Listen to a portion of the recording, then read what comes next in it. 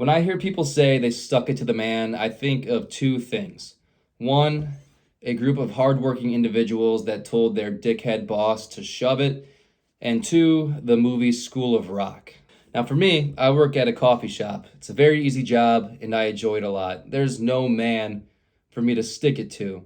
But something did happen recently that kind of pissed me off, and I really have no right to complain about it, but I'm going to. So when you work at a coffee shop in a college town, you're either slammed with a line out the door for maybe an hour or two at a time, or you're not doing a damn thing and you just want to sit down.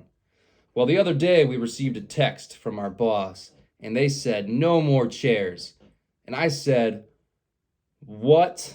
I know it makes me sound like a wimp, but when you make 50 lattes in a row, it becomes pretty mind-numbing, and you just want to take a load off. And after my second shift without chairs, my feet hurt a little bit, and I was crabby.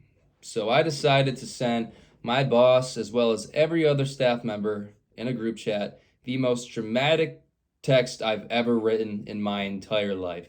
So join me by the fire while I read you this completely unnecessary message I sent to everyone. Hello. Before I dive into this text message, I first need to show you the image that was attached to this text message. Here it is. I know this might be alarming. It looks like my hand covered in shit, but fear not, it is actually just wet espresso. But that was the angle I was going for. I wanted it to be alarming. But anyway, here's the text I wrote. Shift 2 complete without chairs. I now know how it feels to be a soldier, wedged in the trenches of northern France during World War I, riddled with shell shock. I feel as if I have seen horrors beyond my wildest imagination. I no longer recognize the faces of many of our regulars. I instead now see a distorted blur. My routine, see anything you're looking for, as a customer approaches the cash register, has transformed into one long, blood-curdling scream, followed by a fit of maniacal laughter. My episodes of irrational behavior have been skyrocketing at an alarming rate. I found myself aggressively barking at the girls that work at the smoothie shop next door. The impulse to climb into the trash compactor is becoming hard to resist. I'm no longer able to tell the difference between espresso and my own excrement. What is this strange substance I woke up covered in? Is it Blue Owl's signature Rio Town Joe, or is it my own fecal matter? I can no longer tell. My grip on reality is fleeting fast, but the worst part of all, is that my feet hurt. My once overly positive attitude has been reduced to a slightly less energetic demeanor with a very subtle hint of crankiness. How could one so easily strip away the high spirits of this not only dangerously attractive, but overwhelmingly charismatic and friendly staff?